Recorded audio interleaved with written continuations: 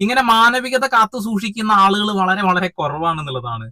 ഒരു മതത്തിനെ അവഹേളിക്കുന്ന രീതിയിൽ ഇസ്ലാം നാമധാരിയായിട്ടുള്ള ഒരു വ്യക്തി, ഒരിക്കലും ആ മതവിശ്വാസിയാന്ന് നമ്മൾ പറയുന്നില്ല, ഇസ്ലാം നാമധാരിയായിട്ടുള്ള ഒരു വ്യക്തി അവിടേക്ക് കയറി ചെല്ലുന്നു, അവിടെ പോയിട്ട് റീൽസ് എടുക്കുന്നു, കോടതി നിയമങ്ങളെ ലംഘിക്കുന്നു.